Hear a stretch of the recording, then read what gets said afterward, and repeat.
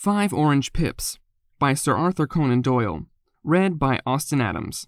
When I glance over at my notes and records of the Sherlock Holmes cases between the years 82 and 90, I am faced by so many which present strange and interesting features that it is no easy matter to know which to choose and which to leave. Some, however, have already gained publicity through the papers, and others have not offered a field for those peculiar qualities which my friend possessed in so high a degree, and which it is the object of these papers to illustrate. Some, too, have baffled his analytical skill, and would be, as narratives, beginnings without an ending, while others have been but partially cleared up, and have their explanations founded rather upon conjecture and surmise than on that absolute logical proof which was so dear to him. There is, however, one of these last which was so remarkable in its details and so startling in its results that I am tempted to give some account of it, in spite of the fact that there are points in connection with it which never have been, and probably never will be, entirely cleared up. The year 87 furnished us with a long series of cases of greater and less interest, of which I retain the records. Among my headings under this 12 months, I find an account of the adventure of the Peridot Chamber, of the Amateur Mendicant Society, who held a luxurious club in the lower vault of a furniture warehouse, of the facts connected with the loss of the British bark Sophie Anderson, of the singular adventures of the Grice Patterson in the island of Uffa, and finally of the Camberwell poisoning case. In the latter, as may be remembered, Sherlock Holmes was able, by winding up the dead man's watch, to prove that it had been wound up 2 hours before, and that therefore the deceased had gone to bed within that time, a deduction which was of the greatest importance in clearing up the case. All these I may sketch out at some future date, but none of them presents such singular features as the strange train of circumstances which I have now taken upon my pen to describe. It was in the latter days of September, and the equinoctial gales had set in with exceptional violence. All day the wind had screamed and the rain had beaten against the windows, so that even here, in the heart of great, handmade London, we were forced to raise our minds for the instant from the routine of life, and to recognize the presence of those great elemental forces which shriek at mankind through the bars of his civilization, like untamed beasts in a cage. As evening drew in, the storm grew higher and louder, and the wind cried and sobbed like a child in the chimney. Sherlock Holmes sat moodily at one side of the fireplace, cross-indexing his records of crime, while I at the other was deep in one of Clark Russell's fine sea stories, until the howl of the gale from without seemed to blend with the text, and the splash of the rain to lengthen out in the long swash of the sea waves. My wife was on a visit to her mother's, and for a few days I was a dweller once more in my old quarters at Baker Street. "Why," said I, glancing up at my companion, "that was surely the bell. Who could come tonight? Some friend of yours, perhaps?" "Except yourself, I have none," he answered. "I do not encourage visitors." "A client, then?" "If so, it is a serious case. Nothing less would bring a man out on such a day, and at such an hour. But I take it that it is more likely to be some crony of the landlady's." Sherlock Holmes was wrong in his conjecture, however, for there came a step in the passage and a tapping at the door. He stretched out his long arm to turn the lamp away from himself, and towards the vacant chair upon which a newcomer must sit. "Come in," said he. The man who entered was young, some 22 at the outside, well-groomed and trimly clad, with something of refinement and delicacy in his bearing. The streaming umbrella which he held in his hand, and his long shining waterproof, told of the fierce weather through which he had come. He looked about him anxiously in the glare of the lamp, and I could see that his face was pale and his eyes heavy, like those of a man who is weighed down with some great anxiety. "I owe you an apology," he said, raising his gold pince-nez to his eyes. "I trust I am not intruding. I fear that I have brought some traces of the storm and rain into your snug chamber." "Give me your coat and umbrella," said Holmes.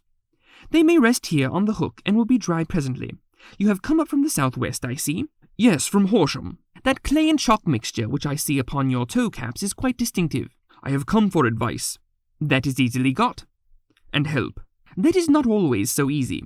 "I have heard of you, Mr. Holmes. I heard from Major Prendergast how you saved him in the Tankerville Club scandal." "Ah, of course. He was wrongfully accused of cheating at cards." "He said that you could solve anything." "He said too much." "That you are never beaten." "I have been beaten 4 times, 3 times by men and once by a woman." "But what is that compared to the number of your successes?" "It is true that I have been generally successful." "Then you may be so with me." I beg that you will draw your chair up to the fire and favor me with some details as to your case. It is no ordinary one. None of those which come to me are. I am the last court of appeal. And yet I question, sir, whether in all your experience you have ever listened to a more mysterious and inexplicable chain of events than those which have happened in my own family. You fill me with interest, said Holmes. Pray give us the essential facts from the commencement, and I can afterwards question you as to those details which seem to me to be most important. The young man pulled his chair up and pushed his wet feet out towards the blaze. My name, he said, is John Openshaw, but my own affairs have, as far as I can understand, little to do with this awful business. It is a hereditary matter, so in order to give you an idea of the facts, I must go back to the commencement of the affair. You must know that my grandfather had 2 sons, my uncle Elias and my father Joseph. My father had a small factory at Coventry, which he enlarged at the time of the invention of bicycling. He was a patentee of the Openshaw unbreakable tire, and his business met with such success that he was able to sell it and to retire upon a handsome competence. My uncle Elias immigrated to America, where he was a young man, and became a planter in Florida, where he was reported to have done very well. At the time of the war, he fought in Jackson's army, and afterwards under Hood, where he rose to be a colonel. When Lee laid down his arms, my uncle returned to his plantation, where he remained for 3 or 4 years. About 1869 or 1970, he came back to Europe and took a small estate in Sussex, near Horsham. He had made a very considerable fortune in the States, and his reason for leaving them was his aversion to the Negroes and his dislike of the Republican policy in extending the franchise to them. He was a singular man, fierce and quick-tempered, very foul-mouthed when he was angry, and of a most retiring disposition. During all the years that he lived at Horsham, I doubt if ever he set foot in the town. He had a garden and 2 or 3 fields round his house, and there he would take his exercise. Though very often, for weeks on end, he would never leave his room. He drank a great deal of brandy and smoked very heavily, but he would see no society and did not want any friends, not even his own brother. He didn't mind me. In fact, he took a fancy to me, for at the time when he saw me first, I was a youngster of 12 or so. This would be in the year 1878, after he had been 8 or 9 years in England. He begged my father to let me live with him, and he was very kind to me in his way. When he was sober, he used to be fond of playing backgammon and draughts with me, and he would make me his representative both with the servants and with the tradespeople, so that by the time I was 16, I was quite master of the house. I kept all the keys, and could go where I liked and do what I liked, so long as I did not disturb him in his privacy. There was one singular exception, however, for he had a single room, a lumber room up among the attics, which was invariably locked, and which he would never permit either me or anyone else to enter. With a boy's curiosity, I have peeped through the keyhole, but I was never able to see more than such a collection of old trunks and bundles as would be expected in such a room. One day, it was March 1883, a letter with a foreign stamp lay upon the table in front of the colonel's plate. It was not a common thing for him to receive letters, for his bills were all paid in ready money, and he had no friends of any sort. "From India," said he as he took it up. "Pondicherry postmark? What can this be?" Opening it hurriedly, out there jumped 5 little dried orange pips, which pattered down upon his plate. I began to laugh at this, but the laugh was struck from my lips at the sight of his face. His lips had fallen, his eyes were protruding, his skin the color of putty, and he glared at the envelope, which he still held in his trembling hands. "K.K.K," he shrieked, and then, my God, my sins have overtaken me." "What is it, uncle?" I cried. "Death," said he, and rising from the table, he retired to his room, leaving me palpitating with horror. I took up the envelope and saw scrawled in red ink upon the inner flap, just above the gum, the letter K 3 times repeated. There was nothing else, save the 5 dried pips. What could be the reason of his overpowering terror? I left the breakfast table, and as I ascended the stair, I met him coming down with an old rusty key, which must have belonged to the attic, in one hand, and a small brass box, like a cash box, in the other. "They may do what they like, but I'll checkmate them still," said he with an oath. "Tell Mary that I shall want a fire in my room today, and send down to Fordham, the Horsham lawyer." I did as he ordered, and when the lawyer arrived, I was asked to step up to the room. The fire was burning brightly, and in the grate there was a mask of black, fluffy ashes, as of burned paper, while the brass box stood open and empty beside it. As I glanced at the box, I noticed with a start that upon the lid was printed the treble K, which I had read in the morning upon the envelope. "I wish you, John," said my uncle, "to witness my will. I leave my estate, with all its advantages and all its disadvantages, to my brother, your father, whence it will, no doubt, descend to you. If you can enjoy it in peace, well, good. If you find you cannot, take my advice, boy, and leave it to your deadliest enemy. I am sorry to give you such a two-edged thing, but I can't say what turn things are going to take. Kindly sign the paper where Mr. Fordham shows you." I signed the paper as directed, and the lawyer took it away with him. The singular incident made, as you may think, the deepest impression upon me, and I pondered over it and turned it every way in my mind without being able to make anything of it. Yet I could not shake off the vague feeling of dread which it left behind, though the sensation grew less keen as the weeks passed, and nothing happened to disturb the usual routine of our lives. I could see a change in my uncle, however. He drank more than ever, and he was less inclined for any sort of society. Most of his time he would spend in his room, with the door locked upon the inside. But sometimes he would emerge in a sort of drunken frenzy, and would burst out of the house and tear about the garden with the revolver in his hand, screaming out that he was afraid of no man, and that he was not to be cooped up, like a sheep in a pen, by man or devil. When these hot fits were over, however, he would rush tumultuously in at the door and lock and bar it behind him, like a man who can brazen it out no longer against the terror which lies at the roots of his soul. At such times I have seen his face, even on a cold day, glisten with moisture, as though it were new raised from a basin. Well, to come to an end of the matter, Mr. Holmes, and not to abuse your patience, there came a night when he made one of those drunken sallies from which he never came back. We found him, when we went to search for him, face down in a little green-scummed pool, which lay at the foot of the garden. There was no sign of any violence, and the water was but 2 feet deep, so that the jury, having regard to his known eccentricity, brought a verdict of suicide. But I, who knew how he winced from the very thought of death, had much ado to persuade myself that he had gone out of his way to meet it. The matter passed, however, and my father entered into possession of the estate, and some £14,000, which lay to his credit at the bank. "One moment," Holmes interposed. "Your statement is, as I foresee, one of the most remarkable to which I have ever listened. Let me have the date of the reception by your uncle of the letter, and the date of his supposed suicide." "The letter arrived on March 10, 1883. His death was 7 weeks later, upon the night of May 2nd. "Thank you. Pray proceed." "When my father took over the Horsham property, he, at my request, made a careful examination of the attic, which had been always locked up. We found the brass box there, although its contents had been destroyed. On the inside of the cover was a paper label, with the initials of K.K.K. repeated upon it, and letters, memoranda, receipts, and a register written beneath. These, we presume, indicated the nature of the papers which had been destroyed by Colonel Openshaw. For the rest, there was nothing of much importance in the attic, save a great many scattered papers and notebooks bearing upon my uncle's life in America.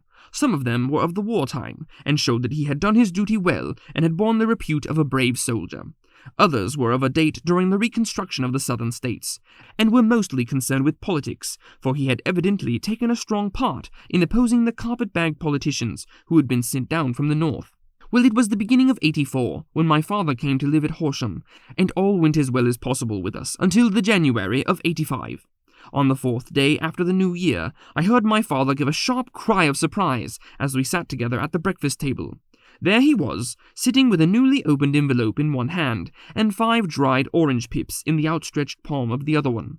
He had always laughed at what he called my cock and bull story about the colonel, but he looked very scared and puzzled now that the same thing had come upon himself. "Why, what on earth does this mean, John?" he stammered. My heart had turned to lead. "It is K.K.K., said I. He looked inside the envelope. "So it is," he cried. "Here are the very letters. But what is this written above them?" "Put the papers on the sundial," I read, peeping over his shoulder. "What papers? What sundial?" he asked. "The sundial in the garden. There is no other," said I, "but the papers must be those that are destroyed." "Pooh!" said he, gripping hard at his courage. "We are in a civilized land here, and we can't have tomfoolery of this kind. Where does the thing come from?" "From Dundee," I answered, glancing at the postmark. "Some preposterous practical joke," said he. "What have I to do with sundials and papers? I shall take no notice of such nonsense." "I should certainly speak to the police," I said. "And be laughed at for my pains? Nothing of the sort." "Then let me do so." "No, I forbid you. I won't have a fuss made about such nonsense." It was in vain to argue with him, for he was a very obstinate man. I went about, however, with a heart which was full of forebodings. On the third day after the coming of the letter, my father went from home to visit an old friend of his, Major Freebody, who is in command of one of the forts upon Portsdown Hill. I was glad that he should go, for it seemed to me that he was farther from danger when he was away from home. In that, however, I was in error. Upon the second day of his absence, I received a telegram from the Major, imploring me to come at once. My father had fallen over one of the deep chalk pits which abound in the neighborhood, and was lying senseless with a shattered skull. I hurried to him, but he passed away without having ever recovered his consciousness. He had, as it appears, been returning from Fareham in the twilight, and as the country was unknown to him and the chalk pit unfenced, the jury had no hesitation in bringing in a verdict of death from accidental causes. Carefully, I examined every fact connected with his death. I was unable to find anything which could suggest the idea of murder. There were no signs of violence, no footmarks, no robbery, no record of strangers having been seen upon the roads, and yet I need not tell you that my mind was far from at ease, and that I was well nigh certain that some foul plot had been woven round him. In this sinister way I came into my inheritance. You will ask me why I did not dispose of it. I answer, because I was well convinced that our troubles were in some way dependent upon an incident in my uncle's life, and that the danger would be as pressing in one house as in another. It was in January, 85, that my poor father met his end, and 2 years and 8 months have elapsed since then. During that time I have lived happily at Horsham, and I had begun to hope that this curse had passed away from the family, and that it had ended with the last generation. I had begun to take comfort too soon, however. Yesterday morning, the blow fell in the very shape in which it had come upon my father. The young man took from his waistcoat a crumpled envelope, and turning to the table, he shook out upon it 5 little dried orange pips. "This is the envelope," he continued. "The postmark is London, Eastern Division. Within are the very words which were upon my father's last message, K.K.K, and then put the papers on the sundial." "What have you done?" asked Holmes. "Nothing." "Nothing?" "To tell the truth." He sank his face into his thin, white hands. "I have felt hopeless. I have felt like one of those poor rabbits when the snake is writhing towards it. I seem to be in the grasp of some resistless, inexorable evil which no foresight and no precaution can guard against." "Tut, tut!" cried Sherlock Holmes. "You must act, man, or you are lost. Nothing but energy can save you. This is no time for despair." "I have seen the police." "Ah!" "But they listened to my story with a smile. I am convinced that the inspector has formed the opinion that the letters are all practical jokes, and that the deaths of my relations were all really accidents, as the jury stated, and were not to be connected with the warnings." Holmes shook his clenched hands in the air. "Incredible imbecile!" he cried. "They have, however, allowed me a policeman, who may remain in the house with me." "Has he come with you tonight?" "No, his orders were to stay in the house." Again Holmes raved in the air. "Why did you come to me?" he cried. "And above all, why did you not come at once?" "I did not know. It was only today that I spoke to Major Prendergast about my troubles, and was advised by him to come to you." "It is really 2 days since you had the letter. We should have acted before this. You have no further evidence, I suppose, than that which you have placed before us. No suggestive detail which might help us?" "There is one thing," said John Openshaw. He rummaged in his coat pocket, and drawing out a piece of discolored, blue-tinted paper, he laid it out upon the table. "I have some remembrance," said he, "that on the day when my uncle burned the papers, I observed that the small, unburned margins which lay amid the ashes were of this particular color. I found this single sheet upon the floor of his room, and I am inclined to think that it may be one of the papers which has, perhaps, fluttered out from among the others, and in that way has escaped destruction. Beyond the mention of pips, I do not see that it helps us much. I think myself that it is a page from some private diary. The writing is undoubtedly my uncle's." Holmes moved the lamp, and we both bent over the sheet of paper, which showed by its ragged edge that it had indeed been torn from a book. It was headed March 1869, and beneath were the following enigmatical notices. 4th, Hudson came, same old platform. 7th, set the pips on Macaulay, Paramore, and John Swain of St. Augustine. 9th, Macaulay cleared. 10th, John Swain cleared. 12th, visited Paramore. All well. "Thank you," said Holmes, folding up the paper and returning it to our visitor. "And now you must on no account lose another instant. We cannot spare time even to discuss what you have told me. You must get home instantly and act." "What shall I do?" "There is but one thing to do. It must be done at once.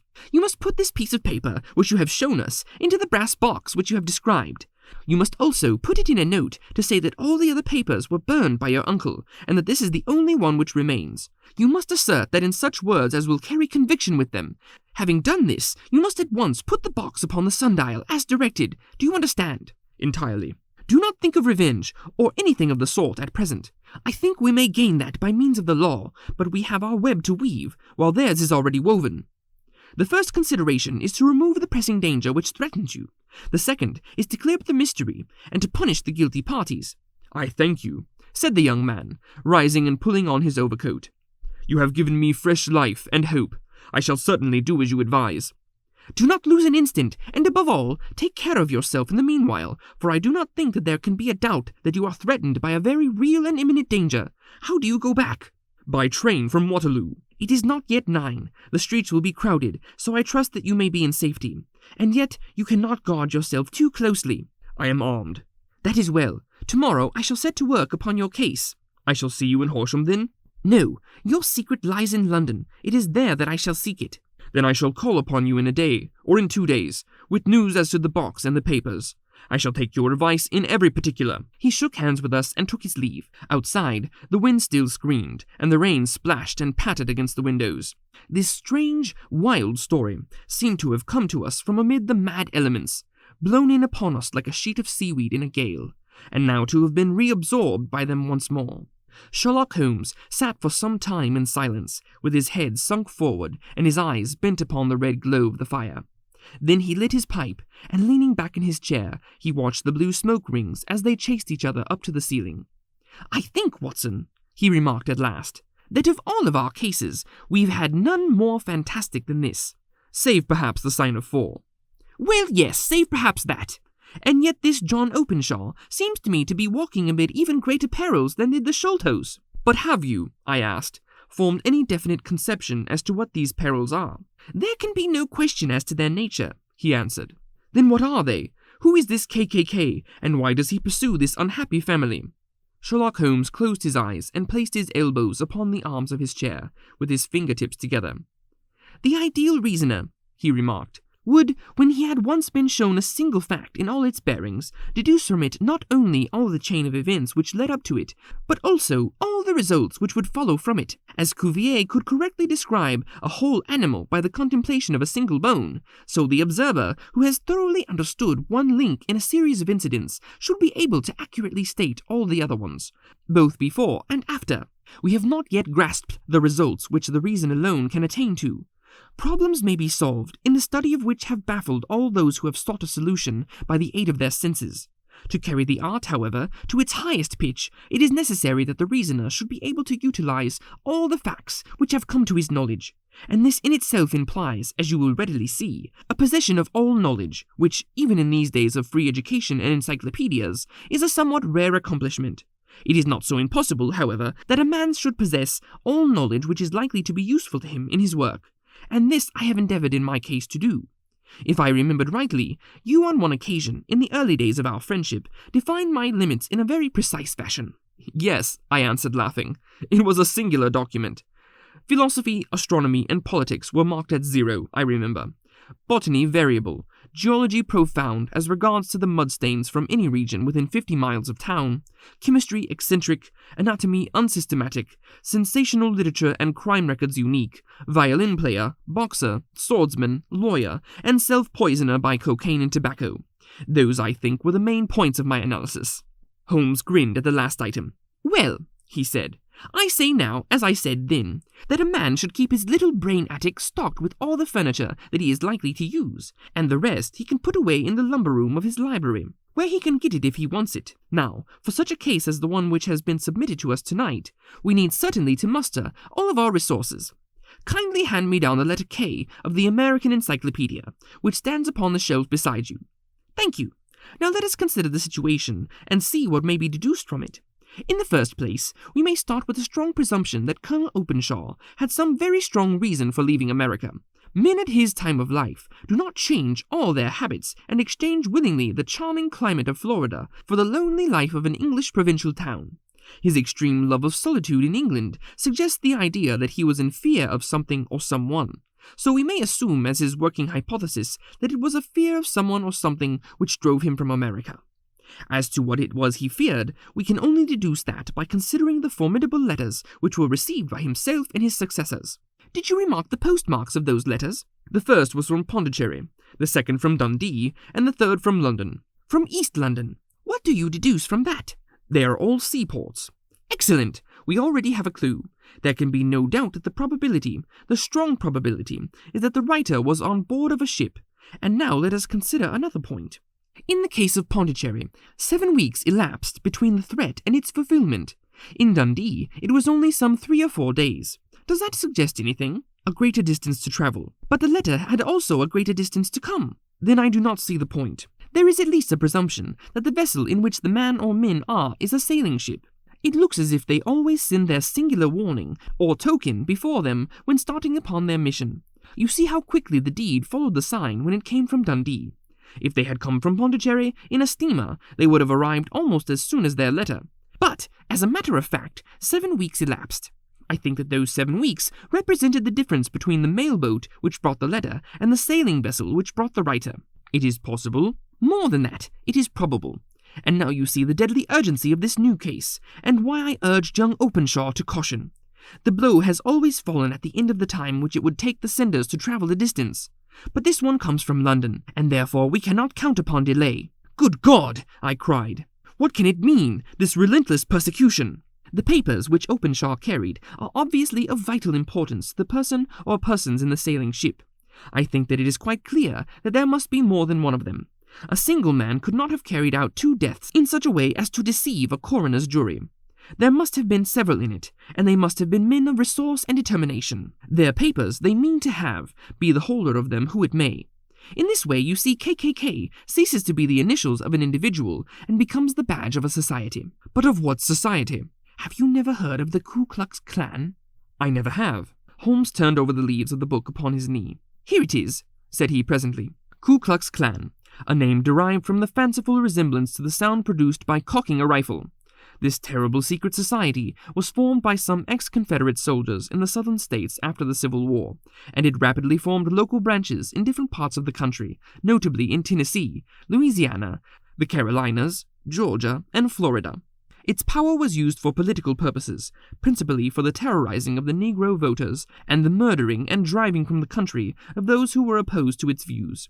Its outrages were usually preceded by a warning sent to the marked man in some fantastic but generally recognized shape.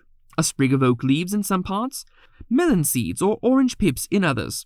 On receiving this, the victim might either openly abjure his former ways, or might fly from the country. If he braved the matter out, death would unfailingly come upon him, and usually in some strange and unforeseen manner. So perfect was the organization of the society, and so systematic its methods, that there is hardly a case upon record where any man succeeding in braving it with impunity, or in which any of its outrages were traced home to the perpetrators. For some years, the organization flourished in spite of the efforts of the United States government and of the better classes of the community in the South. Eventually, in the year 1869, the movement rather suddenly collapsed, although there have been sporadic outbreaks of the same sort since that date. You will observe, said Holmes, laying down the volume, that the sudden breaking up of the society was coincident with the disappearance of Openshaw from America with their papers. It may well have been cause and effect.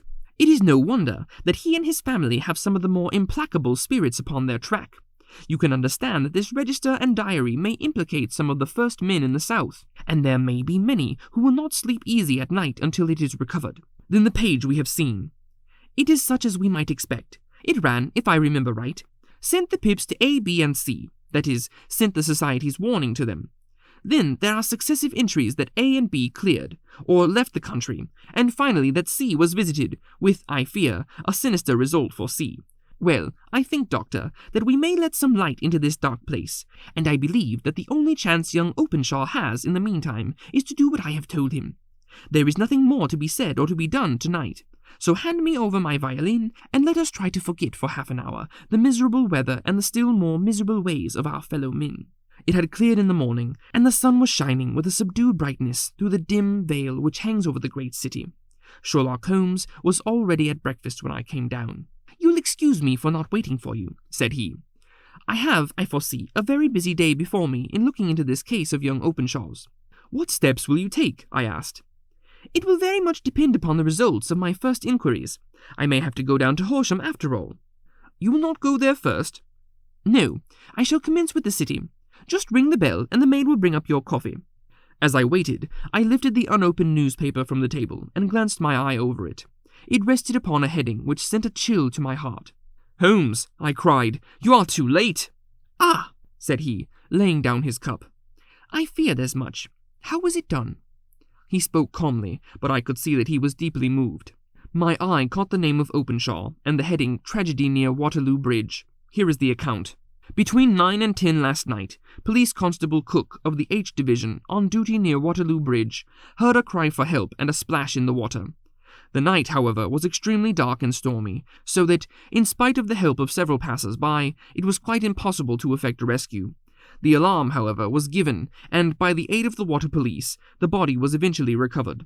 It proved to be that of a young gentleman whose name, as it appears from an envelope which was found in his pocket, was John Openshaw, and whose residence is near Horsham. It is conjectured that he may have been hurrying down to catch the last train from Waterloo Station, and that in his haste and the extreme darkness he missed his path and walked over the edge of one of the small landing places for river steamboats. The body exhibited no traces of violence, and there can be no doubt that the deceased had been the victim of an unfortunate accident, which should have the effect of calling the attention of the authorities to the condition of the riverside landing stages.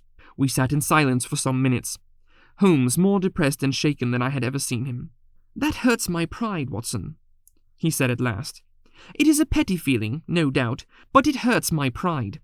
It becomes a personal matter with me now, and, if God sends me health, I shall set my hand upon this gang. That he should come to me for help, and that I should send him away to his death." He sprang from his chair and paced about the room in uncontrollable agitation, with a flush upon his sallow cheeks and a nervous clasping and unclasping of his long, thin hands. "They must be cunning devils," he exclaimed at last. "How could they have decoyed him down there? The embankment is not on the direct line to the station. The bridge, no doubt, was too crowded, even on such a night, for their purpose. Well, Watson, we shall see who will win in the long run. I am going out now." "To the police?" "No, I shall be my own police. When I have spun the web, they may take the flies, but not before." All day I was engaged in my professional work, and it was late in the evening before I returned to Baker Street. Sherlock Holmes had not come back yet. It was nearly 10 o'clock before he entered, looking pale and worn. He walked up to the sideboard, and tearing a piece of paper from the loaf, he devoured it voraciously, washing it down with a long draught of water. "You are hungry," I remarked. "Starving. It had escaped my memory. I have had nothing since breakfast." "Nothing?" "Not a bite. I had no time to think of it." "And how have you succeeded?" "Well." "You have a clue?" "I have them in the hollow of my hand. Young Openshaw shall not remain unavenged. Why, Watson, let us put their own devilish trademark upon them. It is well thought of." "What do you mean?" He took an orange from the cupboard, and tearing it to pieces, squeezed out the pips upon the table. Of these he took 5 and thrust them into an envelope. On the side of the flap he wrote S.H. for J.O. Then he sealed it and addressed it to Captain James Calhoun, Bark Lone Star, Savannah, Georgia. "That will await him when he enters port," said he, chuckling. "It may give him a sleepless night. He will find it as sure a precursor of his fate as Openshaw did before him." "And who is this Captain Calhoun?" "The leader of the gang. I shall have the others, but he first." "How did you trace it, then?" He took a large sheet of paper from his pocket, all covered with dates and names. "I have spent the whole day," said he, "over Lloyd's registers and files of the old papers, following the future career of every vessel which touched at Pondicherry in January and February in '83. There were 36 ships of fair tonnage which were reported there during those months. Of these, one, the Lone Star, instantly attracted my attention, since, although it was reported as having cleared from London, the name is that which is given to one of the states of the Union. Texas, I think. I was not and am not sure which, but I knew that the ship must have an American origin. What then? I searched the Dundee records, and when I found that the bark Lone Star was there in January '85, my suspicion became a certainty. I then inquired as to the vessels which lay at present in the port of London. Yes. The Lone Star had arrived there last week. I went down to the Albert Dock and found that she had been taken down the river by the early tide this morning, homeward bound to Savannah. I wired to Gravesend and learned that she had passed some time ago, and as the wind is easterly, I have no doubt that she is now past the Goodwins and not very far from the Isle of Wight." What will you do then? Oh, I have my hand upon him. He and 2 mates, as I learn, the only native-born Americans in the ship. The others are Finns and Germans. I know also that they were all 3 away from the ship last night. I had it from the stevedore, who had been loading their cargo. By the time that their sailing ship reaches Savannah, the mailboat will have carried this letter, and the cable will have informed the police of Savannah that these 3 gentlemen are badly wanted here upon a charge of murder. There is ever a flaw, however, in the best laid of human plans, and the murderers of John Openshaw were never to receive the orange pips, which would show them that another, as cunning and as resolute as themselves, was upon their track. Very long and very severe were the equinoctial gales that year. We waited long for the news of the Lone Star of Savannah, but none ever reached us. We did at last hear that somewhere far out in the Atlantic, a shattered sternpost of a boat was seen swinging in the trough of a wave, with the letters L.S. carved upon it, and that is all which we shall ever know of the fate of the Lone Star.